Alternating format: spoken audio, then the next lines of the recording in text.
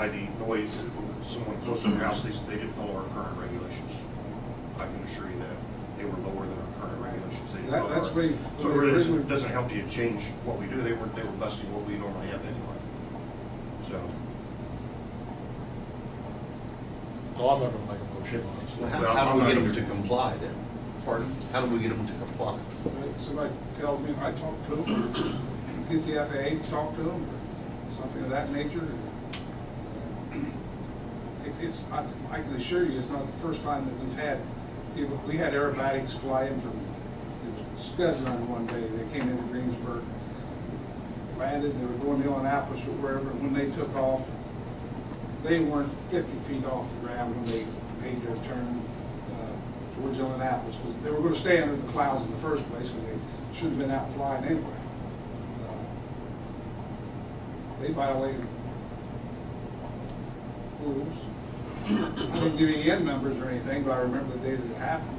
I mean, I'm kind of new at this too. What's the penalty? Pardon? What's the penalty? There's a penalty, is there? But we would have to make the penalty, then it wouldn't be. I mean, doesn't the FAA have something? If an action is considered to be in violation of Part 99 rules, Part 91 rules of flying an aircraft unsafe, then there is a penalty. If the traffic procedure that you've established is considered to be to make it safe, then the FAA could violate that person. Also, you can do it by local ordinance. You have a civil penalty attached to your flight procedure. Traffic pattern. Well, that'd have to come from the council, though.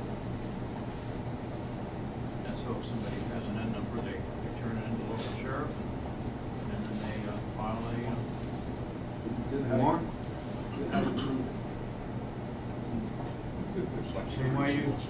Same way you normally prove it. You have to go into courts and determine what's wrong.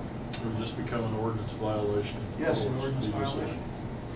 I mean, that's the way you can do it.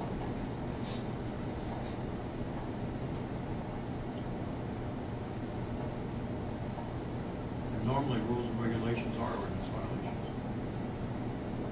Do other airports enforce the altitude versus distance, or distance versus altitude? Any of the other airports you? Some places do. I don't know many. But there are places where Distance versus. they have civil penalties attached to the rules and regulations. If your traffic pattern is part of the rules and regulations, there's civil penalties. In most cases, how long does it take an airplane to gain an additional 500 feet? An additional, it depends on if it's mine or Bill's. For me, it could take another minute, 15, minute 20. But I'm, rather slow. For what they fly, it might take another 20, 30 seconds. So average minute. I don't see what the problem is. I mean, I understand what you're saying, 1,000 feet, 1,500, 2,000. But if you're flying out, probably gain an additional 500 feet before you turn, what's going to occur? 230 seconds off the pattern of the direction you want to go possibly. Or the east or west. Or we need to try to be decent neighbors if we can. And I can understand the people who take off, and as soon as they gain altitude, enough airspeed to make a turn before they ever get to the end of the runway. That does create a situation with neighbors. And an ordinance, you can post all you want.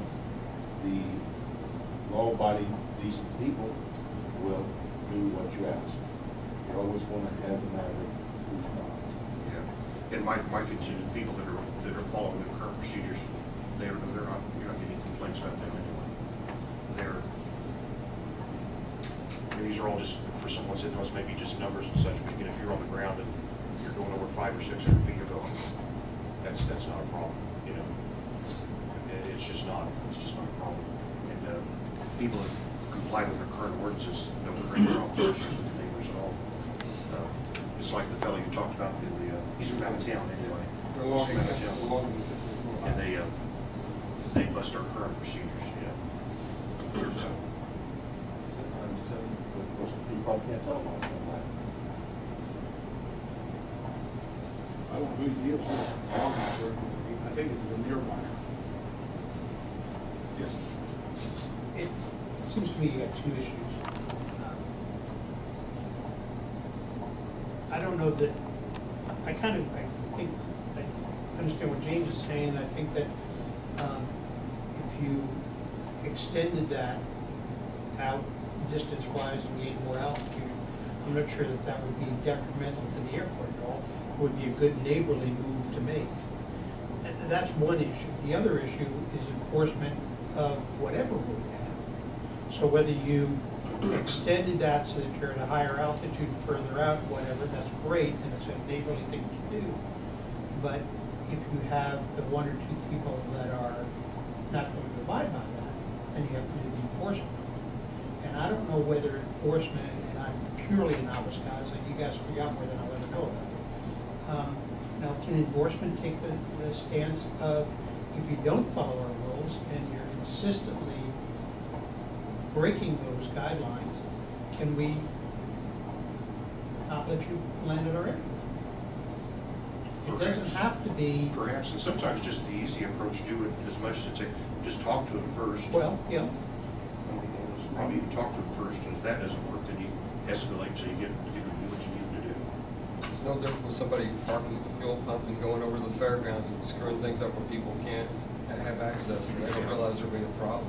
Sometimes the conversation's all it does take. Yeah, but again, if someone speeds past City Hall at 80 miles an hour, it doesn't do any good to reduce the speed limit to 15, they're just, that's not gonna build anything, so. But, I don't wanna seem like you certainly do wanna be neighborly, I mean, we're neighbors of everybody around there and such, but the problem, our current, people following our current procedures are being neighborly, they are not causing a rift, not causing any difficulties. I mean, 500 feet is plenty adequate, although most of us go ahead and get up to pattern altitude, just 1,000 feet before we make a turn, but, the person, like I say, the person involved, it's not even here, not really issued a complaint, this is kind of a hearsay complaint anyway. Well, I know, John, this is, it's always an ongoing thing. I guess from my thought is that,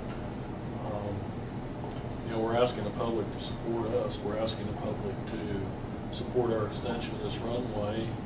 And I just think that if that's not a major problem for pilots, that we should consider doing this.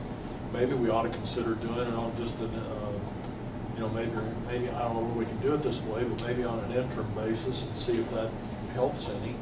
And, do it for 3 months or 6 months or something, and then see if that makes any difference. I don't, It's gotta be in place during the summer to really know, because the airport's not getting used. Let me ask,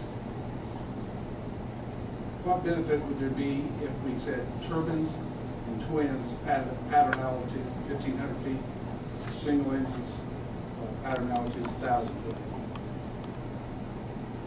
Would that make a difference? Noise level would work. It's pretty standard pattern procedures.